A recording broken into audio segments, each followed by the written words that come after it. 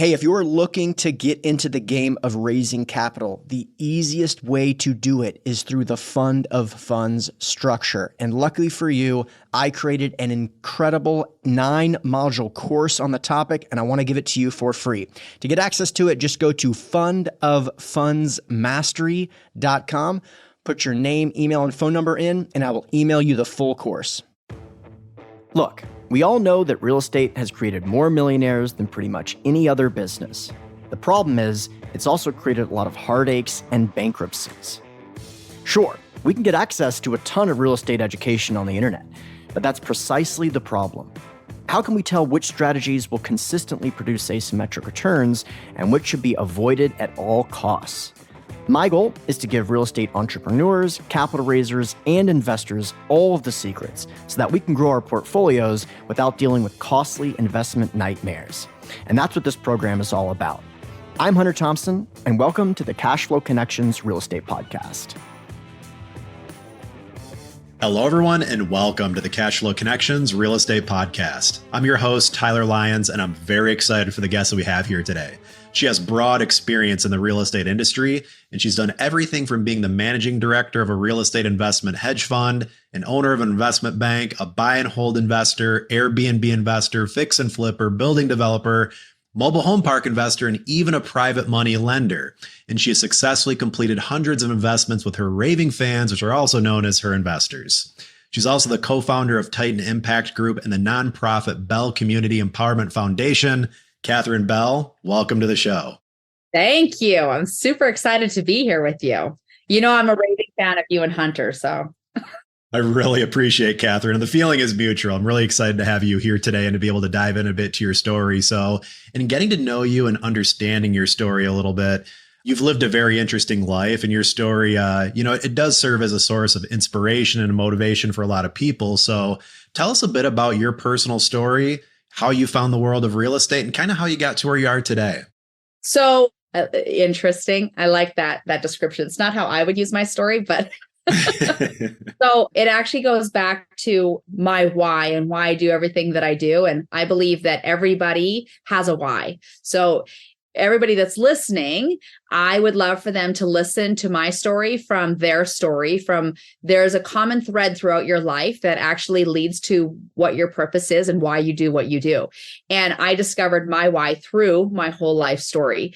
And that's why I share my life story, hopefully inspiring people to find whatever their true why is. And what, we talk about compassionate capitalism. So my birth mother was 14 years old when she got pregnant with me and 15 when she had me, which I'm sure anybody that has teenagers can imagine the world of challenges that comes with. And so I was in and out of more homes than you can possibly count. Grew up in Northern Canada and went to 13 different schools and didn't actually learn to read till I was in the 8th grade. But I got straight A's. Because here's what I learned very, very quickly is that they didn't want you to think, they just wanted you to get the right answer. And so what I learned very quickly as a kid is how to become extremely resourceful, right? It wasn't about resources because I had none. It was about resourcefulness, right? So that was a huge lesson inside of, moving forward, being able to survive. I've been working since I was 13 years old to take care of my brothers and myself, obviously. Eventually, I worked to get my younger brothers adopted by their fathers. And then through a series of events, I was headed down a really horrible trajectory and then knew that if my life didn't change, that it wasn't going to turn out well. So I ended up actually getting myself adopted at 16 years old. And because I was very, very clear that I needed to be able to graduate high school, go off to college, and then create my life from there, which is what I did. And I ended up traveling the world, doing a bunch of volunteering, which is how I eventually met my late husband. We got married in 2001. He's American, which is how I'm down here. And he had a dream. And so we took his dream and we turned it into a multi-million-dollar company. So the thing I love about this country is I came to this country at 26 with nothing. And by the time I was 30, we were millionaires. So when people tell me that there's no opportunity, I'm like, I don't know what country you're in, but I'm in the greatest one ever. Aside from Canada, because that's always my love. And so we created that company, later sold it. But in that period, we discovered that I couldn't have children. And so, again, it's not about resources, it's about resourcefulness. And that's when we actually discovered something called Foster Adopt. And what that is it's children that are in the US foster care system that the parental rights have been severed. So now they become adoptable, right? And it costs less than $1,000 to adopt. So we ended up adopting a baby boy and a baby girl. They were 4 months old. They were twins. And now they're 19. My son is a US Marine serving over in Japan. And my daughter is floating around figuring out what she's going to do, which is what normal 19-year-olds do. So in that time, I was super happy to be a stay-at-home mom, still run the companies. But when they were about kindergarten, first grade, my husband got really, really sick, which forced me to have to go back to work. And I ended up going and working for a company, and they were doing 2 million in revenue when I joined. In 3 years, I took them to over 13 million in revenue, and then went on to another company. They were doing 150,000 in the first year, took them to over 20 million in 3 years. And at that point, got really clear, like, honestly, I was done building other people's companies. So I wanted to build my own. So I had my own hedge fund, was running a program called the Flipping Females, teaching women how to invest. We flipped about 500 properties here in the Valley. I had a ton of fun doing that. And at the same time, what I learned through real estate investing, and this is what I want to leave with everybody, is like that I gave myself permission to try lots of different ways of investing with real estate, right? Like I did the buy and hold and figured out what worked, what didn't work, what I liked, what I didn't like, and took that and went on to the next thing and the next thing and the next thing, which is how I have all the experience I have, because I didn't just pigeonhole myself, right? Like I gave myself permission to try lots of things, and with mentors, right? So when we have mentors that walk in front of us and really show us the way and guide us, I mean, it's that who, not the how, right? Finding somebody who's already been there and can take us and show us exactly what to do, what not to do, learn all the things, and then go on to the next thing if that's what calls to you. And what eventually, going through the completion process of what worked, what didn't work, what did I learn, like all of that with every single one of the things that I did, is that I landed on two things. I love being the bank and I love renting dirt. Those are my two favorite things. Being the bank is the safest position to be in any real estate investing transaction. And so leading up to that, I also learned that the average millionaire has 7 streams of passive income, right? So I was like, okay, how many do I have? How many do I want? And so working as hard as I was working, raising my kids, in and out of the hospital with my husband, I mean, I was pretty tired and pretty burnt out, but in 2018, he ended up dying unexpectedly. And it was very tragic. It was horrible.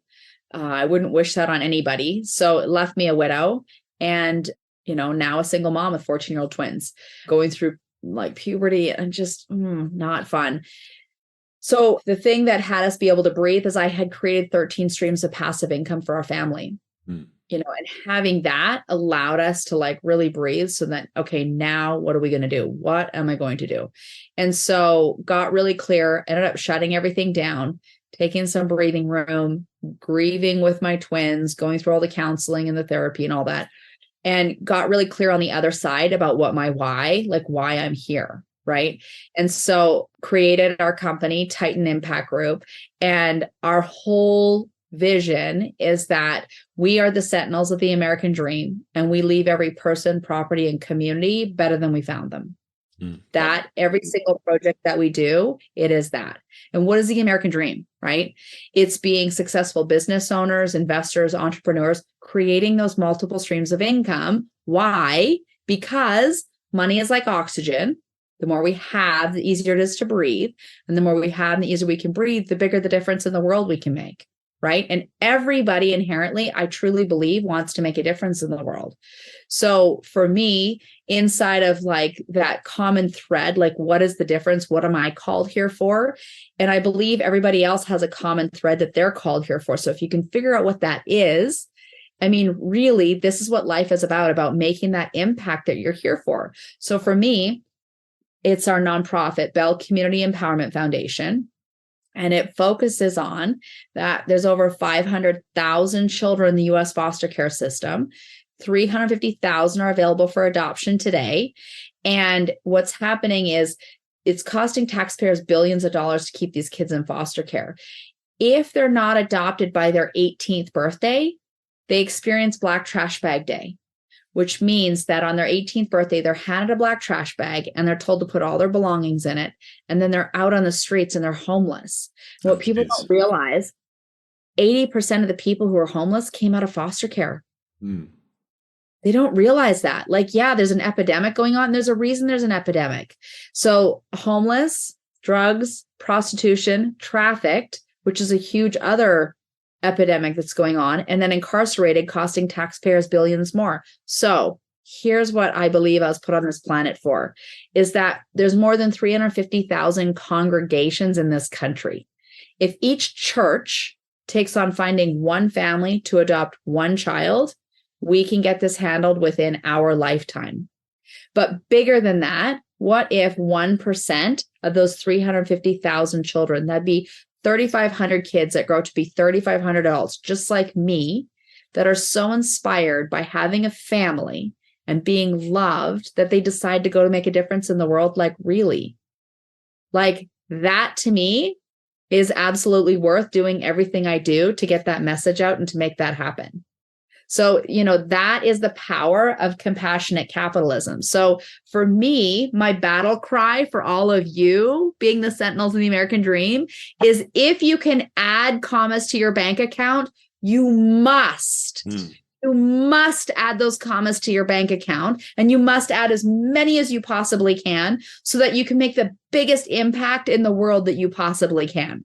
That's why we're here. That's why this country is so freaking amazing.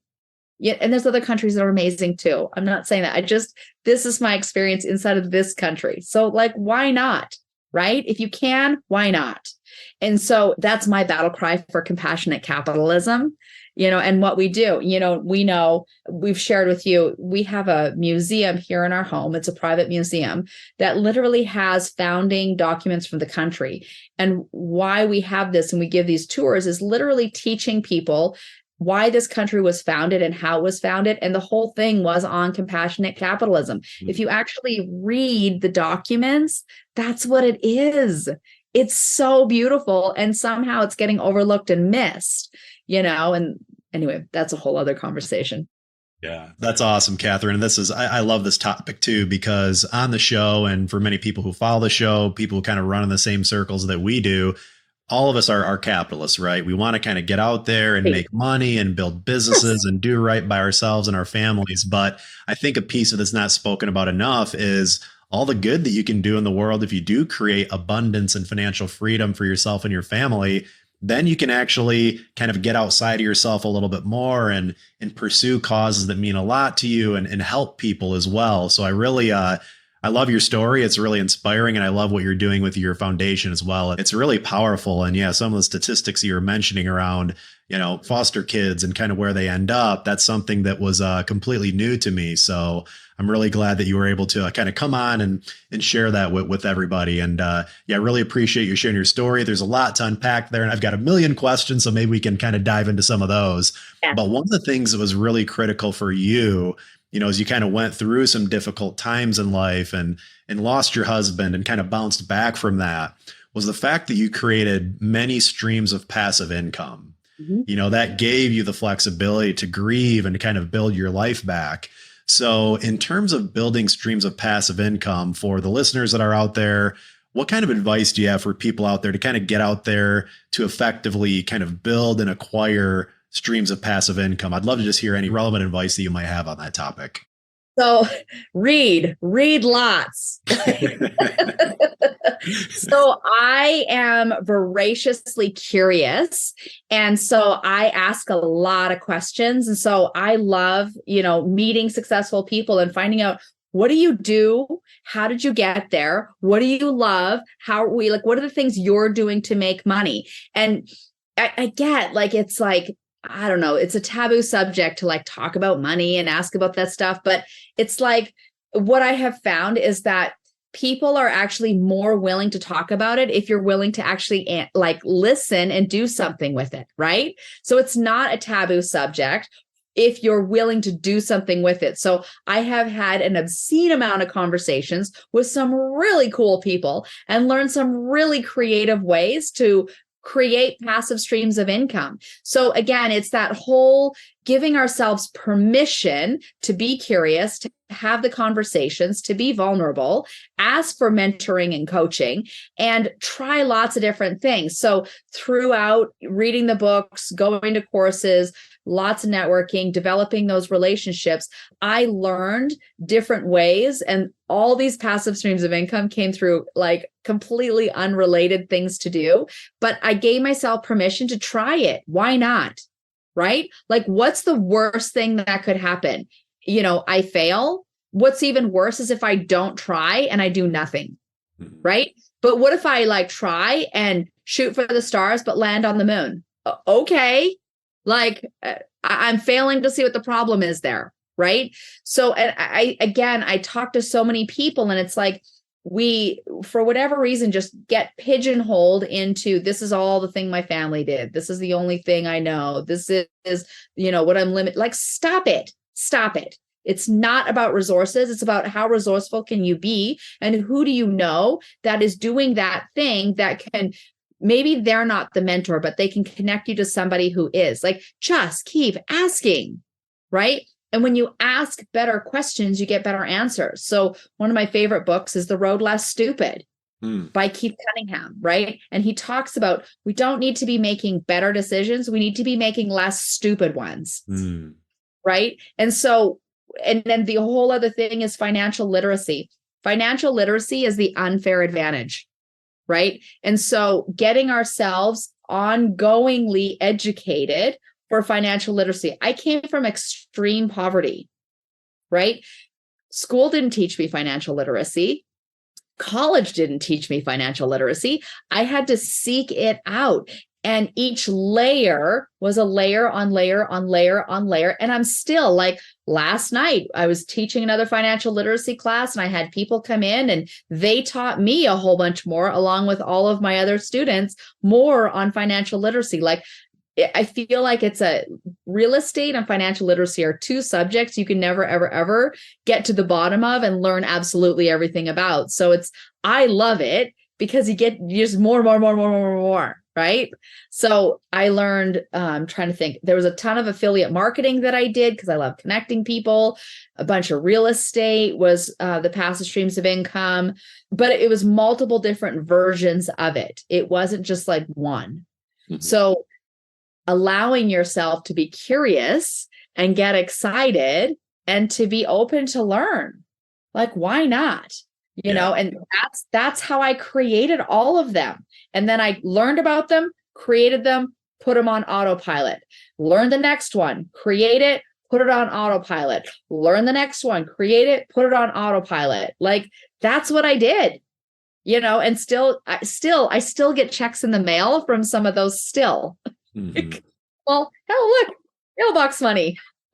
Okay. That's terrific. Yeah, that's excellent. It sounds like a few different things served you well as I kind of just think through your commentary there. So you've got some inherent curiosity, which I think has served you really well, but then also a lot of reading, mentorship programs. You're asking people the right questions and good questions. So you're kind of getting in the right rooms with people and building relationships and building a network. And that's one thing that I've noticed that I really admire about you too, Catherine, is you have an excellent network. You're a very connected individual. You know a lot of really smart people, a lot of interesting people, a lot of entrepreneurs. So two-part question for you here. In terms of any books that you might recommend that people might read that have been beneficial to you, what have those been? But then also in terms of, kind of getting in the right rooms in front of the right people and connecting with the right people, what kind of recommendations or advice might you have on that topic? I love these two questions. So first of all, for me, relationships are paramount, right? Your reputation will walk in the room before you do. So if you don't take care of your reputation, I promise you, good or bad, it's walking in the room before you do. Such a good point. And there's this world, as we get older, gets smaller. Like it used to be 6 degrees of separation. It's now 1. And if you've burned people, people talk. You think high school gossip was bad? Like people will talk, that we have the Google reviews and Yelp and like all these reviews, people talk.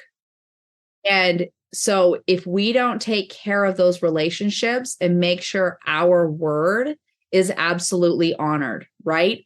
And keep that integrity. Like, what is integrity? Integrity is doing what you said you would do by when you said you would do it. And the minute that you know you can't honor that, get in communication with all parties that are affected and make a new promise. That is integrity. Because the reality is when we are playing games as big as we're playing, not everything is going to happen exactly how we think it's going to happen.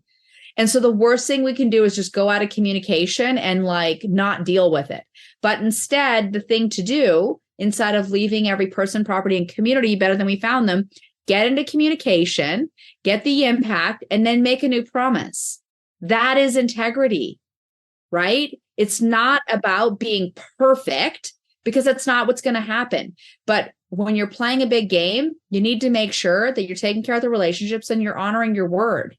Even if honoring your word means repromising, like do that, take care of them. Again, yes.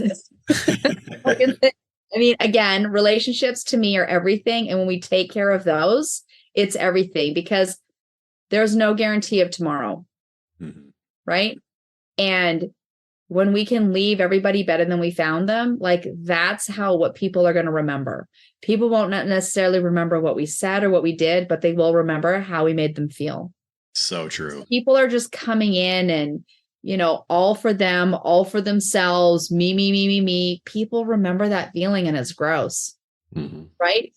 And one of the other things that I learned forever ago is rather than being the most interesting person in the room, what if you were the most interested person in the room?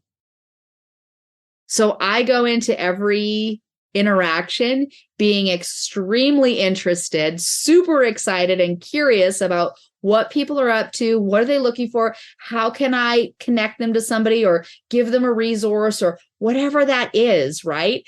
And so like I just love that. Like how can I contribute to you and whatever your dreams are? So that to me, I don't know. I think it brings far more value than trying to be the most interesting person in the room because we've seen those people. Yeah. Such a good point. And nobody's interested. They're like, get away from me. Right. But when we lean in and we're like, what are you up to? What are your dreams? What are your hopes? Like, how can I help you? Like all of a sudden it gets really juicy and exciting. Right. So, which leads me to one of my favorite people gave me this piece of homework that I pass on. And what I learned was I have lots and lots of friends who are millionaires, a couple of friends who are billionaires. And so leaning in and asking them, like, what are the things that you've done that you feel have led you to being successful? And there's definitely one common thread. They all read a ton. That's the first thing. And then it's what do they read, right? And so every single one of them that I know has actually done what I'm about to tell you. So it's this fabulous little book. It's called The Science of Getting Rich. You can see I've got it all notated and marked. It's a teeny tiny little book though.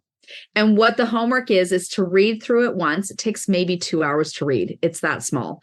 And then for 90 days, you read chapters 4, 7, 11, and 14 every single day for 90 days. You miss a day, you start all over again.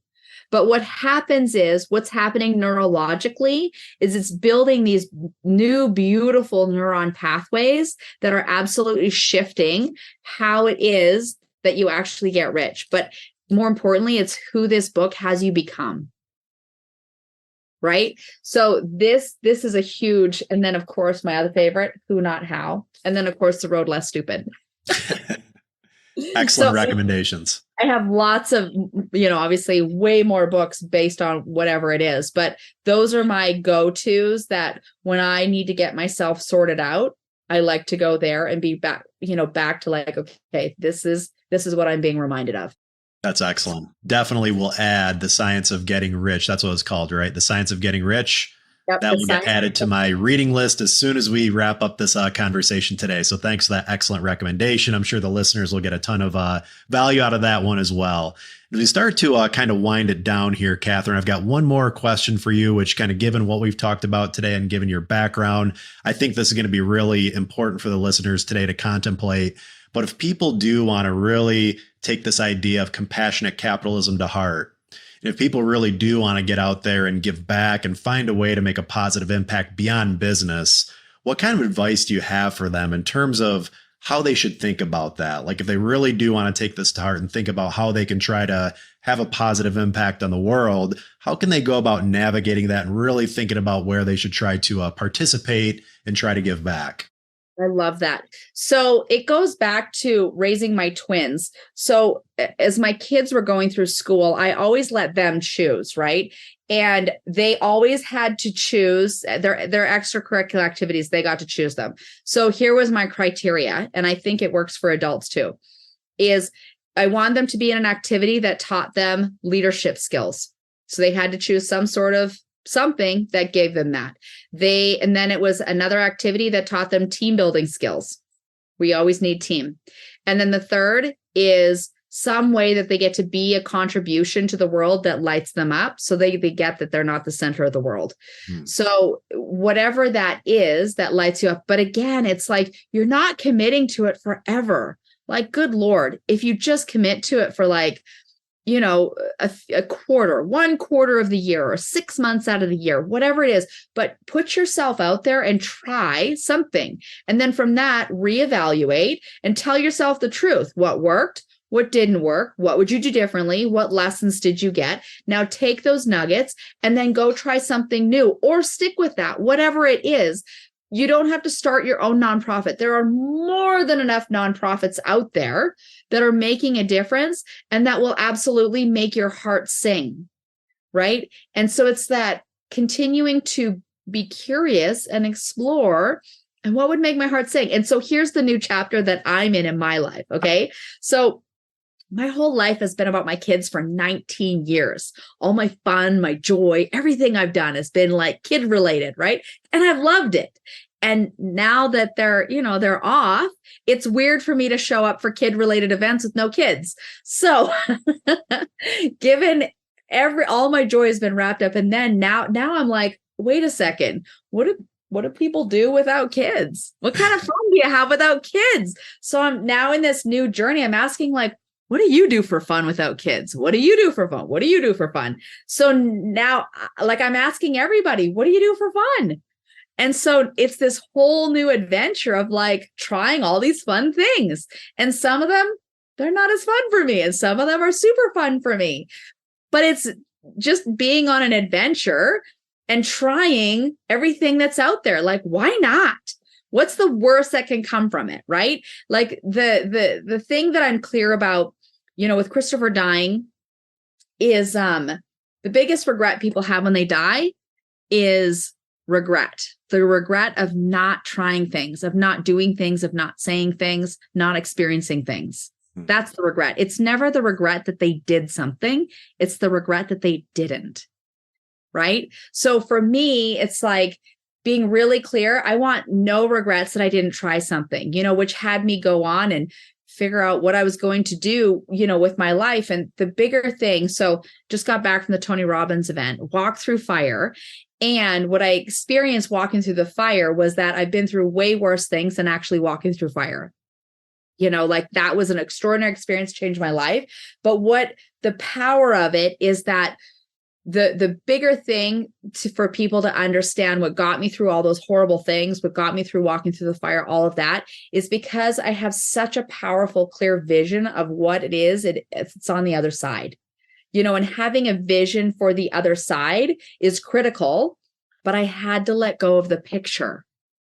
There's a very clear distinction between picture, what it has to look like, versus the vision of it actually being fulfilled.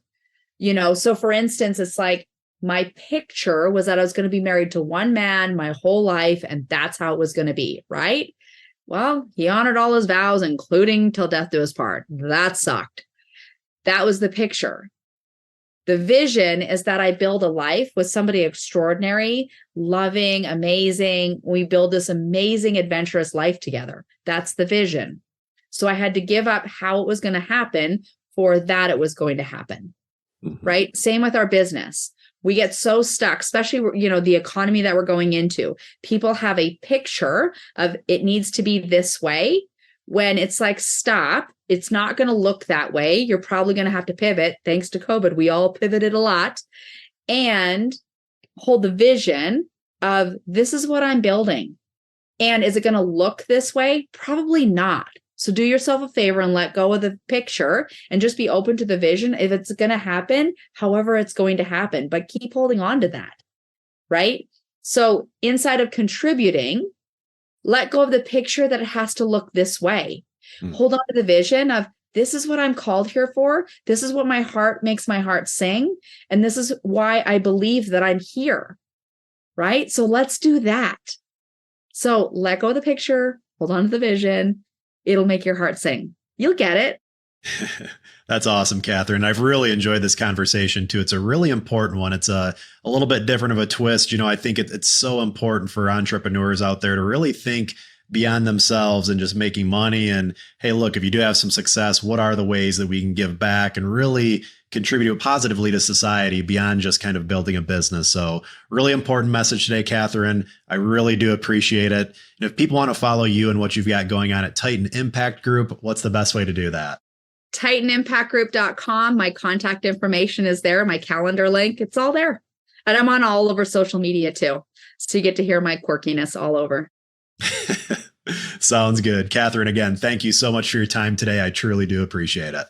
Thank you. I appreciate you and your whole team. You guys are amazing. Hey, how would you like to get into the game of raising money right now? By partnering with a company that already has a massive infrastructure, already has boots on the ground, already has a big team. If you want to learn more about that, I created a course on how to do this. It's called Fund of Funds Mastery, and you can get it all for free at fundoffundsmastery.com.